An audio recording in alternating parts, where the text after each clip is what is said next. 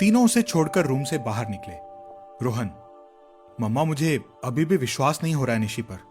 उसने कबीर को पाने के लिए हर हद पार की है, तो अब वो ऐसे तो नहीं जाने देगी कबीर को। रश्मि, मुझे भी यही लग रहा है, इसीलिए कल सुबह ही तुम उसे एयरपोर्ट छोड़कर आओगे और प्लेन टेक ऑफ हो जाने तक वहां से हिलना भी मत, क्योंकि मुझे इस लड़की पर बिल्कुल भी भरोसा नहीं है। नीलिमा जी ने कहा, तुम दोनों कुछ ज्यादा ही सोच रहे हो। उसकी गलतियां देख, उसकी आज की बात को तो मत। मम्मा आप मां हैं, इसलिए देख नहीं पा रही हैं। वो जुनून मुझे आज भी उसकी आंखों में नजर आ रहा है, जो मैंने पहले भी देखा है। मम्मा वो पागल है कबीर के लिए। वो कुछ भी कर सकती है, किसी भी हद तक जा सकती है। इधर गार्डन में खाना खाने के बाद सब बैठकर बातों में लगे हुए थे। वहीं विशाल अब भी मोहित को छेड़ने में लगा हुआ था। मानसी की नजरें मोहित पर ही टिकी हुई थी। यह देखकर विशाल को मौका मिल गया था। विशाल मोहित के कान में धीरे से, देख ले, उसकी नजरें तुझ पर से हटने का नाम ही नहीं ले रही हैं, और तू है कि उसकी तरफ एक नजर भी नहीं देख रहा है। मोहित भी धीरे से, यार मुझे ना ये सब समझ में नहीं आता, और मुझे तो शादी ही नहीं करनी। मैं नहीं झेल सकता लड़कियों के नखरे, और वैसे भी अब तक के एक्सपीरियंस कुछ अच्छे नहीं रहे हैं। पहले मम्मा ने पापा को पैसों के लिए छोड़ दिया, मामी बीमारी के चलते मामा को छोड़ गई। विशाल, भविष्य की चिंता में हम अपने आज को तो खराब नहीं कर सकते ना। और देख, अभी ने भी तो वो सब देखा है, फिर भी वो खुशी खुशी शादी कर रही है ना। और ये लड़की तो तुझ में इंटरेस्टेड लग रही है। मोहित, सुबह ही तो आई है, एक दिन में कोई प्यार होता है क्या? एक दिन में तो बस आकर्षण जैसा होता है, प्यार तो धीरे धीरे होता है। विशाल, सब तो पता है और कहता है मुझे समझ नहीं आता। मोहित ने सामने से रोहन को आते देखा तो सुबह वाली बातें याद करके वो विशाल से कुछ दूर चेयर खिसकाकर बैठ गया। रोहन ने उसे चेयर खिसकाते देखा तो उसकी हंसी छूट गई। इतनी देर में माही की नजरें रोहन को बेचैनी से तलाश रही थी। रोहन को सामने देखते ही बेचैन दिल को करार आ गया। रोहन ने चलते हुए एक नजर माही पर डाली और सबके बीच जाकर बैठ गया। वहीं दूसरी तरफ सुमित रागिनी से नाराज होने का नाटक कर रहा था और रागिनी उसे मनाने की कोशिश कर रही थी। रागिनी, सुमित प्लीज ना, मैंने बस मजाक किया था, मुझे क्या पता था तुम्हें हर्ट होगा। सुमित देख लो ना इधर। अच्छा आई एम सॉरी, अब से ऐसे मजाक नहीं करूंगी। सुमित गंभीरतापूर्वक, मतलब मजाक करोगी? नहीं नहीं करूंगी, छोटा सा मजाक भी नहीं करूंगी, पक्का, प्रॉमिस। प्लीज अब तो इधर देख लो। सुमित वहां से जाने को हुआ तो रागिनी ने उसका हाथ पकड़ लिया। सुमित यार, मैं तुम्हें सॉरी पे सॉरी बोले जा रही हूँ और तुम भाप खाना बंद ही नहीं कर रहे। एक तो मनाओ, ऊपर से सॉरी भी बोलो, और इन्हें फुटेज खाने से फुर्सत ही नहीं। यार हद होती है नाराजगी की भी। सुबह से नाराज हो, अब तक माने ही नहीं। सुमित उसकी तरफ पलटकर, तुम फुटेज देती कहां हो जो मैं खाऊंगा? और रही बात मानने की, तो तुमने मनाया ही कहां? मैंने तो तुम्हें पूरा हक दिया हुआ है मनाने का। कबीर अविका को देख रहा था और अविका मिहिर, मिहिका, मानसी, निकी, माही सबके साथ बातें कर रही थी। ज्यादा वक्त हो जाने पर सब सोने चले गए। कुछ लोग फार्म हाउस पहुंच गए तो कुछ हवेली। कबीर ने मिहिका से कुछ बात की और सुमित के साथ अपने रूम में पहुंच गया। कपड़े चेंज कर सब सो गए, क्योंकि सुबह मेहंदी फिर संगीत होने से सब बुरी तरह थके हुए थे, तो जल्दी ही सबको नींद लग गई। अविका ने नाइट सूट पहना और बेड पर आई। उसे देखते ही मिहिका ने खाली जग दिखा दिया। अविका ने जग मिहिका के हाथ से लिया और अपने स्लीवलेस नाइट सूट को देख मिहिका का दुपट्टा उठाया और उसे लपेट लिया। मिहिका ने कबीर को मैसेज किया और अविका के देखते ही मुस्कुरा दी। अविका मुस्कुराते हुए, जीजू से चैटिंग हो रही है, करिए करिए, कंटिन्यू करिए। अविका रूम से बाहर निकली और नीचे उतरने वाली सीढ़ियों की तरफ गई। तभी अंधेरे में किसी ने उससे जग छीना और अविका का मुंह बंद कर जग एक तरफ रख अविका को गोद में उठाया और टेरेस की सीढ़ियों के पास आया। अविका धीरे से, कबीर। कबीर धीरे से, तो पहचान ही लिया तुमने इतने अंधेरे में भी। कबीर क्या कर रहे हो, नीचे उतारिए, और कोई आ जाएगा तो। कबीर ने उसे गोद में उठाए हुए कहा, खोलो। हाँ अरे बाबा गेट खोलो। अविका ने गेट खोला तो कबीर उसे लेकर छत पर पहुंचा और उसे उतारकर गेट में लॉक लगा दिया। अविका गेट में लॉक लगा देख। कबीर, ये लॉक क्यों लगाया आपने? ताकि तुम भाग न जाओ यहां से। अविका ने कुछ नहीं कहा, बस टेरेस की दीवार के पास खड़े होकर दूर शोर करते समंदर को देखने लगी। कबीर ने पीछे से उसे अपनी बाहों में भर लिया और उसके कंधे पर अपनी ठोड़ी टिकाकर कहा, प्लीज अब तो जवाब दे दो। तरस रहा हूं तुम्हारे मुंह से वो 3 खूबसूरत शब्द सुनने के लिए। कौन से 3 शब्द? कबीर उसे अपनी तरफ करके उसे दीवार से लगाकर, वही जो मैंने तुमसे कहे थे कल रात। अविका अपनी आंखें छोटी करते हुए, पर मुझे तो ऐसा कुछ याद ही नहीं है। कबीर ने अपनी जेब से कुछ निकाला और अविका का हाथ अपने हाथों में लेकर कहा, ये अभी गार्डन में बैठकर बनाई, क्योंकि मैं जो रिंग लाया था वो उस दिन गुस्से में आकर फेंक दी और जब ढूंढने गया तो कहीं नहीं मिली, इसलिए अभी के लिए इसी से चला लो। अविका ने देखा कबीर ने एक मोटे से तार में पत्तियां लपेटकर उसमें एक छोटा सा फ्लावर लगाकर एक रिंग बनाई हुई थी। कबीर ने वहां लगे झूले पर अविका को बैठाकर घुटनों के बल बैठ उसके हाथ को थाम कर कहा, क्या तुम अविका ठाकुर से अविका कबीर राठौड़ बनोगी? मुझसे शादी करके मेरी शहजादी बनोगी? अपनी मांग में मेरे नाम का सिंदूर लगाओगी? अविका ने हां में सिर हिलाया तो कबीर ने मुस्कुराते हुए उसकी उंगली में रिंग पहनाई और उसके हाथों को चूम लिया। अविका ने उसे उठने का इशारा कर साइड में बैठने के लिए कहा। कबीर ने उसके बगल में बैठते हुए कहा, सॉरी, मेरी वजह से तुम्हें ऐसी रिंग पहननी पड़ रही है। अविका रिंग को देखते हुए, बहुत खूबसूरत रिंग है, आपने खुद बनाई है तो ये और भी कीमती और खूबसूरत हो गई है। मैं इसे हमेशा संभाल कर रखूंगी। कैसे रखोगी ये सब? कल तक खराब हो जाएंगे। नहीं होंगे, मैं होने ही नहीं दूंगी। मेरी दी हुई रिंग से इतना प्यार, और मुझसे? अविका उसकी आंखों में देख। आपसे? आपसे भी है। तो फिर बोलो ना। बोल तो दिया। ऐसे नहीं, बोलो I love you. I love? Kabir ने उत्सुक होकर उसकी आंखों में देख उसके दोनों हाथों को थाम लिया। I love moon. कबीर ने उसके हाथ छोड़ दिए और मुंह बनाकर कहा, मुझे तुमसे बात ही नहीं करनी। कुछ देर चुप रहने के बाद कबीर ने उसकी तरफ पलटकर देखा तो अविका चांद की तरफ ही बड़े ध्यान से देख रही थी। आंखों में नमी भी आई हुई थी। कबीर ने अचानक से उससे कहा, एक डांस करोगी? साथ में फिर नीचे चलते हैं। जागोगी तो डार्क सर्कल हो जाएंगे ना तुम्हें। अविका उसकी बात पर हंस पड़ी और बोली, आपको देखकर कोई नहीं कहेगा कि आप में एक बच्चा छुपा हुआ है। कबीर ने फोन निकाल उसमें गाना प्ले किया और अविका को देखा। अविका ने झूले से उठकर उसका हाथ थाम लिया। एहसास की जो जुबान बन गए, दिल में मेरे मेहमान बन गए। डांस करते हुए अविका का दुपट्टा कंधे से नीचे खिसक गया। कबीर की नजरें जैसे ही उसके पतली सी स्ट्रैप पर गई, उसने अपनी आंखें बंद कर ली और उसका दुपट्टा उसके कंधे पर डाल दिया।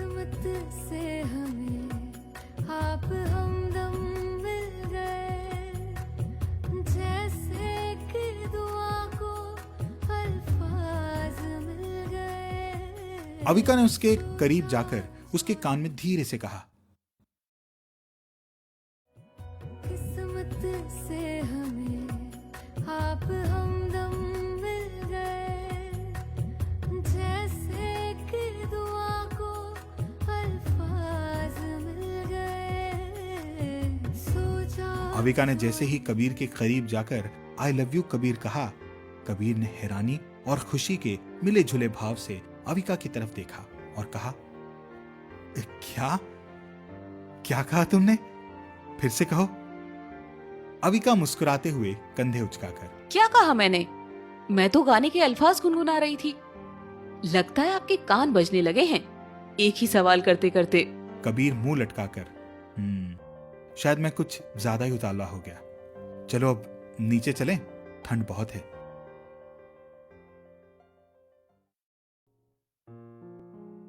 कबीर ने लॉक खोला और अविका के साथ नीचे आया।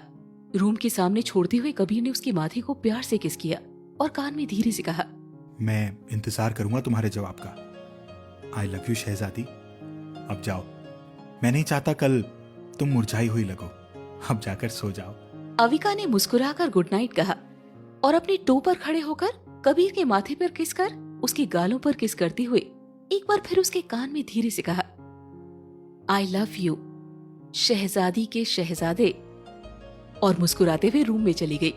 कबीर ने इस बार अपने सर पर चपत लगाई। उसे लगा ये सब उसका वहम है। वो रूम में आया और बेड पर लेटकर सोचने लगा, क्या सच में मेरे कान बज रहे थे जो अविका के बिन बोले भी उसकी आवाज में आई लव यू सुनाई दिया? कबीर ने अपने सर पर टपली मारी और चद्दर ओढ़कर सो गया। अगली सुबह रोहन जल्दी उठा और नीलिमा जी भी जल्दी उठकर निशी के रूम में पहुंची। निशी को रेडी हुए देख रोहन ने चैन की सांस ली। रोहन ने निशी का सामान लिया और हवेली के रखवाली करने वाले दादा से गाड़ी बुलवाई और निशी को लेकर एयरपोर्ट पहुंच गया। आधे घंटे बाद फ्लाइट टेक ऑफ होने के बाद रोहन वापस हवेली लौट आया। गार्डन में शादी के लिए 2 मंडप लगाए जा रहे थे। बड़ा सा स्टेज सजाया जा रहा था।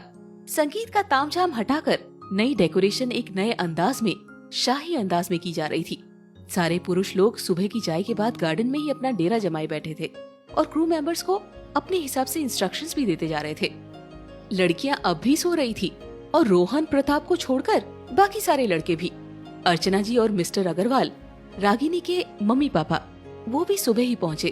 प्लेन लैंड होने से पहले उन्होंने रागिनी को कॉल कर लोकेशन पूछी तो रागिनी ने खुद ही एयरपोर्ट आने को कहकर जल्दी से उठकर तैयार होकर बाहर आई। बाहर आते ही उसे रश्मि मिल गई। रश्मि उसे टोक कर बोली, सुबह सुबह कहाँ जा रही हो तैयार होकर?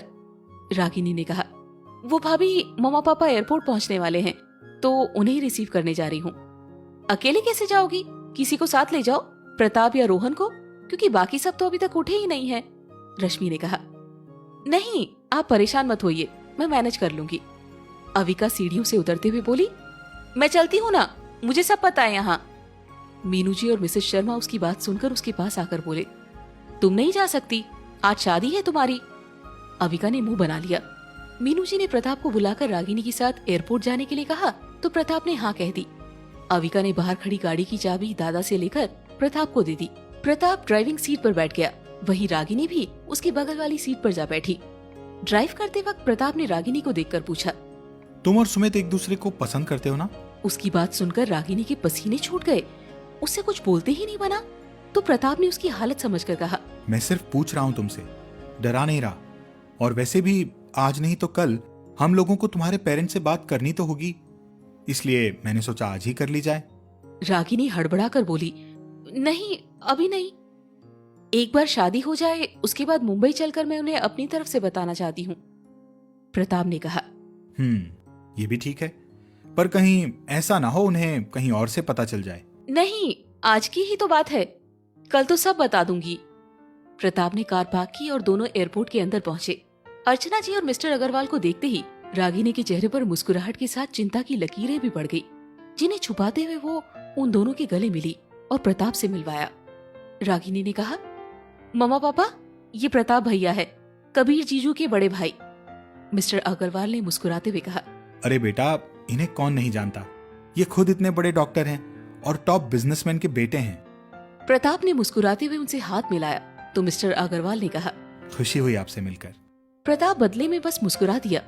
उसे रागिनी के पापा बहुत ही स्ट्रिक्ट और कड़क मिजाज लग रहे थे, इसीलिए उसने चुप रहने में ही भलाई समझी। प्रताप ने उनसे सामान लिया और डिक्की में डाल मिस्टर अग्रवाल के लिए आगे का डोर खोला तो मिस्टर अग्रवाल बोले, बेटा अभी हमारी बेटी है तो उस हिसाब से हम लड़की वाले हुए, तो आप ये अब ना करें। प्रताप ने बहुत शालीनता से कहा, अंकल आप बड़े हैं, यही काफी है, हम लड़की वाले और लड़के वाले जैसी बातों पर ध्यान नहीं देते। मिस्टर अग्रवाल उसकी बात पर मुस्कुराकर गाड़ी में बैठे। अर्चना जी और रागिनी बैक सीट पर बैठ गई। प्रताप ने गाड़ी बड़ी ही सावधानी से चलाई। एक पुलिस ऑफिसर के साथ होने की वजह से उसे डर था कहीं तेज चलाने पर जेल में ही न डाल दें। कुछ ही देर में वो लोग हवेली के सामने पहुंच गए। अब तक सब उठ चुके थे। प्रताप ने उनका सामान नीचे के ही खाली रूम में रखवाया। रागिनी ने उन्हें सबसे मिलवाया। कबीर ने आकर दोनों को नमस्ते किया। अविका उन दोनों को देखते ही उनके पास आई। अर्चना जी ने उसे गले लगाया और मिस्टर अग्रवाल ने उसके सर पर हाथ फेरा। मिस्टर अग्रवाल ने कबीर की पीठ थपथपा कर कहा, ख्याल रखना हमारी शेरनी का। कबीर ने हाँ में सिर हिला दिया। सुमित तो दूर से ही उन्हें देखकर अपने आप को तसल्ली दे रहा था। प्रताप उसके पास जाकर बोला, अब एक पुलिस ऑफिसर की बेटी से प्यार किया है तो अब भी वक्त है देख ले, मांग पाएगा उनसे उनकी बेटी का हाथ। सुमित ने मुश्किल से थूक गटकते हुए प्रताप की तरफ देखा और बोला। अब कर भी क्या सकते हैं। अविका ने सुमित को इशारा किया तो सुमित ने ना में सिर हिला दिया। अविका उसके पास आई और उसे खींचकर मिस्टर अग्रवाल के सामने करते हुए कहा, अंकल, ये है एसआर, मतलब सुमित राठौड़। ये मेरे और रागी के बहुत अच्छे दोस्त हैं और कबीर के भाई भी। फिर धीरे से बोला, और आपकी बेटी की पसंद भी। मिस्टर अग्रवाल ने अविका की तरफ देखा तो उसने हाँ में सर हिलाया। मिस्टर अग्रवाल ने सुमित को ऊपर से नीचे तक घूर कर देखा तो सुमित ने उन्हें नमस्ते करते हुए उनके पैर छूने चाहे तो मिस्टर अग्रवाल एक कदम पीछे हो गए। सुमित ये देखकर सीधे खड़ा हो गया और मिस्टर अग्रवाल ने उसे इग्नोर कर अविका से कहा, अभी बेटा थोड़ा रेस्ट करना चाहते हैं। अविका ने उन्हें रूम तक पहुंचाया। रागिनी भी सुमित को देखते हुए उनके पीछे ही रूम में आ गई। मिस्टर अग्रवाल ने रागिनी को पीछे आती देखकर कहा, रागी बेटा, कड़क चाय बनवा लाओ। रागिनी रूम से बाहर निकल किचन की तरफ चली गई। सुमित उसके पीछे जाकर बोला। रागिनी। रागिनी उसे देखकर बोली, सुमित प्लीज, मैं नहीं चाहती पापा को अभी कुछ भी पता चले। क्यों? रागिनी उसका हाथ अपने हाथ में लेकर बोली, क्योंकि मैं उन्हें आराम से सब समझाना चाहती हूँ, उन्हें मनाना चाहती हूँ। तुम्हें क्यों लगता है कि तुम्हें उन्हें मनाना पड़ेगा? सुमित, आपकी फैमिली के बारे में पापा सब जानते हैं, तो जाहिर सी बात है कि उन्हें आपके बारे में भी सब पता होगा। रागिनी के कहते ही सुमित ने उससे अपना हाथ हटा लिया। सुमित उसका हाथ झटक कर बोला, जब तुम्हें सब कुछ पता ही था कि मेरे बारे में जानते हुए तुम्हारे पापा कभी नहीं मानेंगे, तो फिर क्यों तुम मुझे झूठी उम्मीद दे रही हो? सुमित वहां से अपने रूम में आ गया। रागिनी की आंखों से भी आंसू निकल गए। अभी जैसे ही मिस्टर अग्रवाल ने सुमित को इग्नोर किया, उस हिसाब से तो उसे यकीन हो चला था कि वो रिश्ते के लिए कभी नहीं मानेंगे। मिस्टर अग्रवाल बेड पर बैठते हुए अविका से बोले, यहाँ आओ। अविका उनके सामने बेड पर बैठ गई तो उन्होंने कहा, क्या सच में रागी और वो लड़का एक दूसरे को पसंद करते हैं या सिर्फ? अंकल, वो दोनों एक दूसरे से प्यार करते हैं और रागी आपसे बात करने वाली थी, पर मैं चाहती थी कि वो आपसे बात करे उससे पहले मैं आपसे बात कर लूं। मुझे पता है एसआर को उस फैमिली ने गोद लिया है, ये बात आप भी जानते होंगे। मिस्टर अग्रवाल ने कहा, बेटा मुझे इस बात से कोई परेशानी नहीं है कि वो कहाँ से है, क्या है, क्योंकि जैसे हमने रागी को गोद लिया वैसे ही उन लोगों ने उस बच्चे को गोद लिया। पर बेटा परेशानी बस इतनी सी है कि उस बच्चे का अपना कोई वजूद नहीं है। कल को अगर राठौड़ फैमिली उसे घर से बेदखल कर देती है तो उसके पास क्या रहेगा? रहने को छत भी नहीं, खाने को रोटी नहीं। अंकल, आप जैसा सोच रहे हैं वैसा कुछ नहीं होगा। क्या आपको आपकी इस बेटी पर भरोसा नहीं है?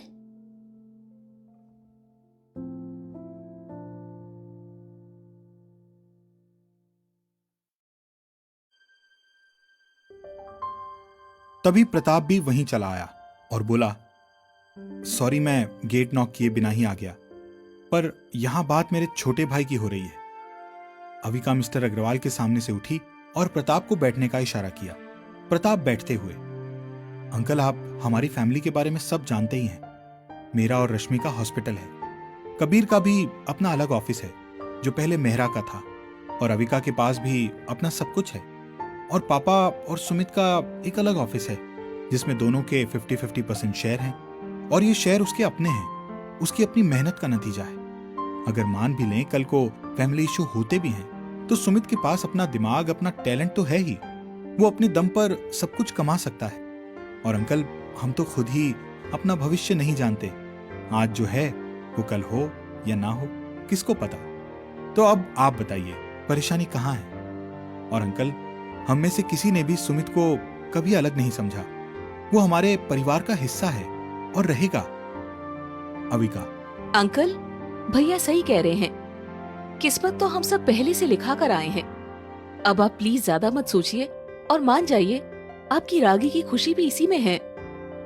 मिस्टर अग्रवाल ने कहा, बात तो सही है, पर मैं चाहता हूँ ये जो बातें इस कमरे में हुई हैं ये यहीं रह जाए। मैं अपनी बेटी से भी सब जानना चाहता हूँ। अब उसने इतने वक्त से छुपा कर रखा तो उसके पापा भी कम थोड़ी ना है। अविका ने मुस्कुराकर डन कहा तो प्रताप ने भी थम्स अप दिखा दिया।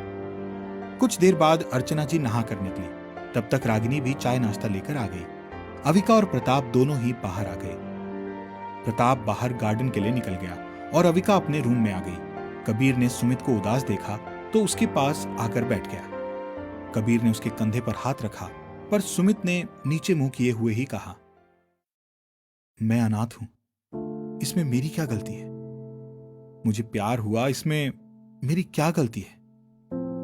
कबीर ने उसे साइड से जकड़ते हुए कहा, तू अनाथ नहीं है, समझा? तेरे अपने इतने लोग हैं जो तुझे प्यार करते हैं, अपना मानते हैं, तो तू अनाथ कैसे हो गया? और दिल किसी की नहीं सुनता है। प्यार होना था, हो गया, और तू परेशान क्यों हो रहा है?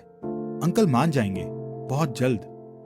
यार आज मेरी शादी है और तू ऐसा रोंदू सा मुंह लेकर बैठा है। कबीर की बात पर सुमित उसके गले लग गया और अपनी आंखों में आए आंसू पोंछकर मुस्कुरा दिया। खाना पीना जो जाने के बाद लड़के वाले सारे लोग फार्म हाउस पहुंच गए। मिस्टर शर्मा, मिस्टर अग्रवाल, विशाल, मोहित सब गार्डन में तैयारियां देख रहे थे। धीरे धीरे शाम हो रही थी।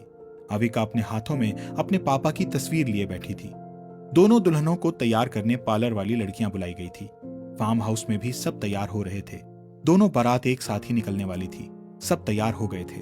दोनों दूल्हों को काजल का टीका लगाकर नजर उतारी गई।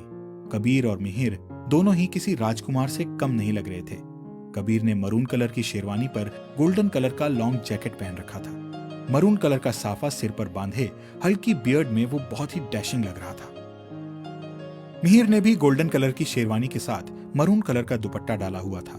क्लीन शेव में वो भी बहुत अच्छा लग रहा था। घोड़ी चढ़ा दिया गया। सबसे आगे डीजे वाली गाड़ी चल रही थी और बीच में सब डांस कर रहे थे। रश्मि ने गाना लगवाया, लो चली मैं अपने देवर की बारात लेके, और सब उसके साथ ही डांस करने लगे। निक्की, मानसी, रोहित, सुमित सब ने खूब धमाल मचाया। कुछ ही देर में बारात हवेली के दूसरे गेट पर जा पहुंची, जहां से गार्डन में जाने का सीधा रास्ता था। बारातियों का स्वागत फूल मालाओं से इत्र छांटकर किया गया। मिसेस शर्मा ने मिहिर को और अर्चना जी ने कबीर को तिलक लगाया और नाक खींचकर अंदर ले आई। गार्डन का नजारा कुछ ऐसा था कि सब देखते रह गए। हरा भरा गार्डन रंग बिरंगी लाइट से जगमगा रहा था। ताजे फूलों की खुशबू हवा में महक रही थी। एक तरफ बड़ा सा स्टेज जहां 2 खूबसूरत सोफे लगे हुए थे। पूरा स्टेज फूलों से सजाया गया था। नीचे की तरफ 2 मंडप बने हुए थे और दोनों ही सेम थे। एक छोटे से कम ऊंचाई के स्टेज के अगल बगल 4 पिलर लगाए गए थे। स्टेज पर पिंक कलर में वेलवेट कारपेट बिछाया गया था, जिस पर बैठने के लिए छोटे सफेद गद्दे लगाए गए थे। चारों पिलर डार्क रानी पिंक कलर के पर्दों से ढके गए थे, जिसके ऊपर पिंक कलर के फूलों को सजाया गया था। मंडप के बीचों बीच एक झूमर लगाया गया था और झूमर से होकर ही बीच से ढीले छोड़ते हुए पर्दे पिलर तक लगाए गए थे। मंडप की पूरी छत फूलों से बनी हुई थी और बेहद खूबसूरत लग रही थी। दोनों दूल्हों को स्टेज पर लगे सोफे पर बिठाया गया। डीजे की आवाज सुनते ही अविका की धड़कनें बढ़ गई। आंसू बाहर आने को बेताब हो रहे थे, पर वो खुद को संभाले हुई थी। मिसेस शर्मा और अर्चना जी दोनों ही उन दोनों के पास आई और उन दोनों की नजरें उतारी। न चाहते हुए भी आंसू की बूंद आंख से टपक ही गई। उसने उन सबसे नजर बचाते हुए अपनी नथ सही करते हुए आंख साफ कर ली। माही और रागिनी दोनों को लेकर बाहर आई। कबीर और मिहिर की नजरें तो अपनी दुल्हनों पर थम गई। वहीं रोहन और सुमित की नजरें माही और रागिनी पर। नाराजगी होने की वजह से सुमित ने अपनी नजरें दूसरी तरफ कर ली। वहीं कबीर तो मुंह खोले अविका को ही देख रहा था। अविका ने मरून कलर की हैवी लहंगे पर गोल्डन कलर का दुपट्टा लिया हुआ था, जिस पर मरून कलर में काम किया हुआ था। बालों का मैसी बन, आंखों में लाइनर काजल, होठों पर रेड लिपस्टिक, मरून और गोल्डन पर्ल की ज्वेलरी, माथे पर मांग टीका, कानों में बड़े बड़े इयररिंग्स, छोटे छोटे मोतियों वाली बड़ी सी नथ जो एक इयररिंग के साथ अटैच हुई हुई थी, गले में जड़ाऊ नेकलेस, हाथों में भरी हुई चूड़ियां। मिहिका ने भी डार्क रेड कलर का लहंगा पहना हुआ था, जिस पर ग्रीन कलर की ज्वेलरी पहने वो खूबसूरत लग रही थी। दोनों ने अपनी दुल्हनों का हाथ थाम उन्हें स्टेज पर लेकर आए और सोफे पर बैठाते हुए साथ में बैठ गए। कबीर ने धीरे से कहा, इतनी खूबसूरत लगोगी तो मैं अपने आप को तुम्हें देखने से कैसे रोक पाऊंगा। अविका ने मुस्कुराकर उसकी तरफ देखकर कहा, आपकी ही तो हूँ, देख लीजिए। कबीर, इतने लोगों के बीच तुम्हें देखूंगा तो। कबीर के शब्द मुंह में ही रह गए जब उसने सामने मिस्टर अग्रवाल को अपनी तरफ देखते पाया। कबीर धीरे से बोला, यार ये तुम्हारी रागिनी के पापा इतने स्ट्रिक्ट क्यों दिखते हैं और इस वक्त मुझे क्यों देख रहे हैं? कबीर ने अपना साफा सही करते हुए कहा। अविका ने नजरें नीचे किए हुए ही अपनी नथ को सही करते हुए कहा, आप क्यों उन्हें देख रहे हैं? आप देखेंगे तो वो भी देखेंगे ही। कबीर ने मन में कहा। अजीब हद है। स्टेज पर माही को देख रोहन स्टेज से नीचे उतर आया, क्योंकि स्टेज से वो उसे अच्छे से देख नहीं पा रहा था, तो उसने नीचे उतर जाना ही बेहतर समझा। माही ने रोहन को नीचे जाते देखा तो उसका मुंह बन गया। निकी उसके कंधे पर हाथ रख। प्यार है तो डर क्यों? कह दो जाकर। माही ने कहा, जब तक सामने वाले के दिल का हाल पता ना हो तब तक दिल की बात दिल में ही रखनी चाहिए। और मुझे लगता है कि ये एक तरफा है, इसीलिए चुप रहने में ही भलाई है। कुछ देर बाद जयमाल की रस्म शुरू हुई। दोनों ही कपल ने सीधे तरीके से एक दूसरे को फूलों की माला पहनाई। कुछ देर स्टेज पर चलने वाले फोटो सेशन के बाद चारों नीचे चले आए। अविका और मिहिका को लड़कियां अंदर ले गई और बाकी लोग वहीं गार्डन में बैठ गए।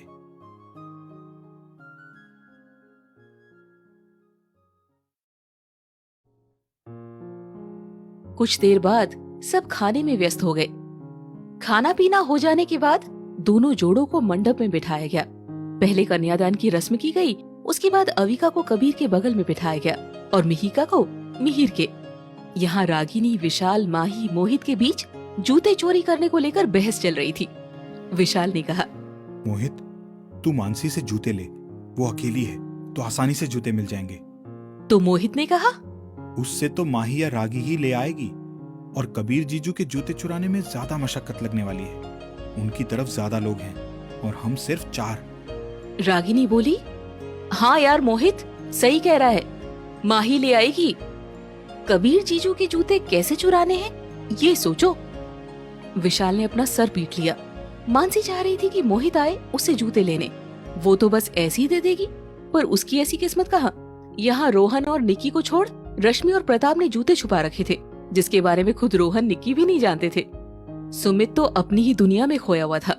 चारों की बहस का नतीजा ये निकला कि माही ने मानसी से जूते लाने के लिए मना कर दिया, क्योंकि विशाल ने उसे ना में इशारा कर दिया था।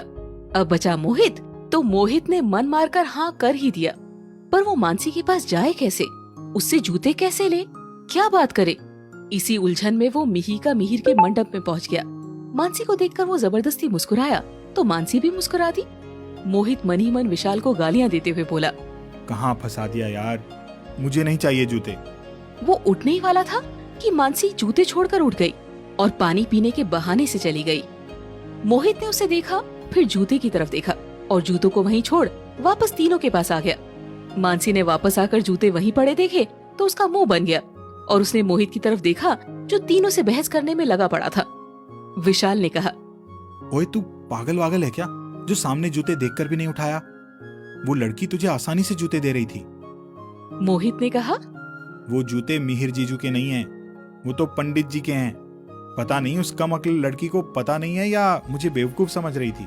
विशाल, माही, रागिनी तेज आवाज में बोले, क्या?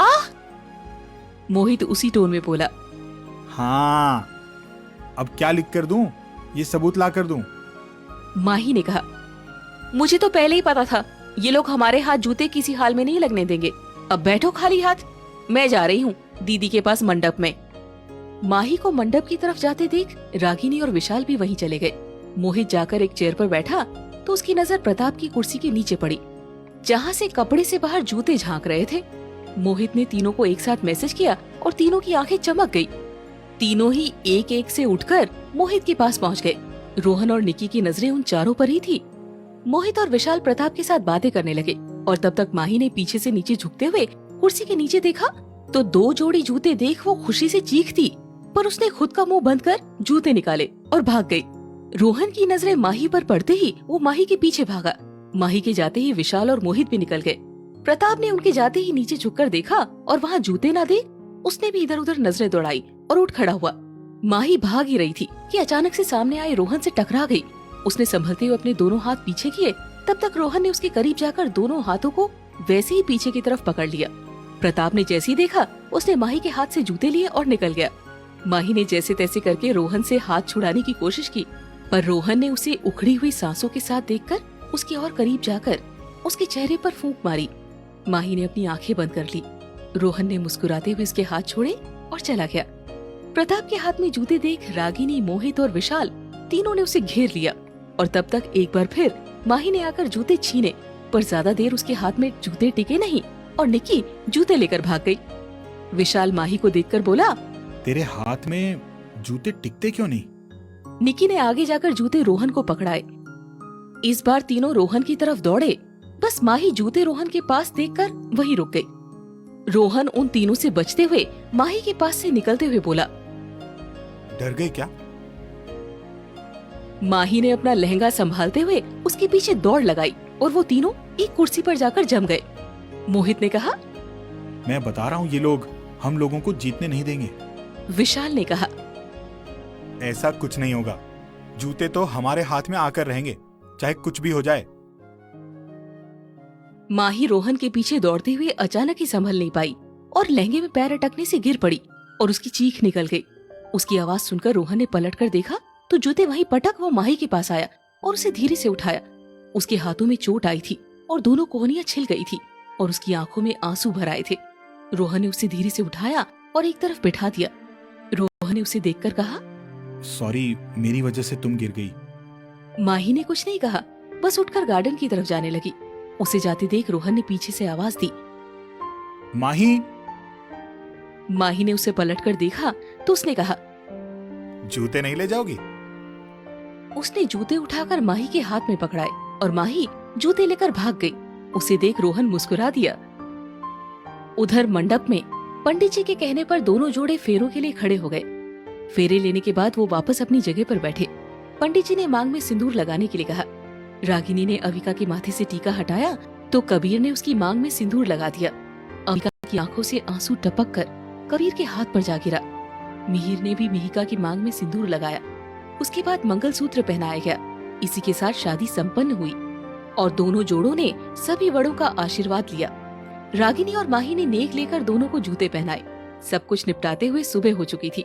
सबने अपना सामान पहले ही पैक कर लिया था तो सुबह सब जल्दी ही सामान रख गाड़ियों में सवार हुए और एयरपोर्ट पर पहुंचे। प्लेन में बैठकर सब मुंबई के लिए निकले। रात भर से जागे हुए होने की वजह से सब प्लेन में ही सो गए थे। कुछ घंटों के सफर के बाद प्लेन मुंबई में लैंड हुआ और बाहर निकल सबने अपना सामान लिया।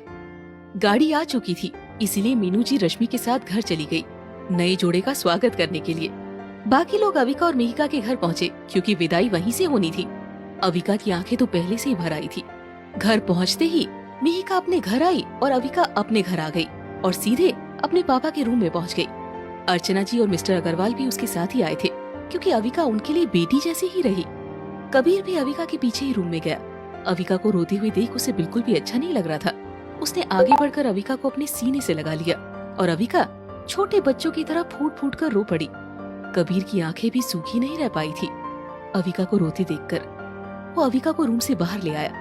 अर्चना जी ने उसे प्यार से गले लगाकर कहा, हम सब है ना तुम्हारे अपने?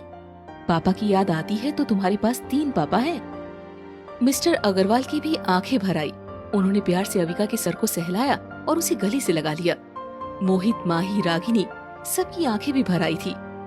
मिस्टर शर्मा, मिसेस शर्मा सबसे मिलकर अविका विशाल से मिली तो विशाल भी उससे गले लगकर रोने लगा। मिहिका भी दोनों से गले लगकर रोने लगी।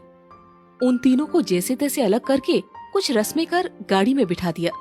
दोनों गाड़ियां आंखों से ओझल हो गई और सब अंदर चले आए।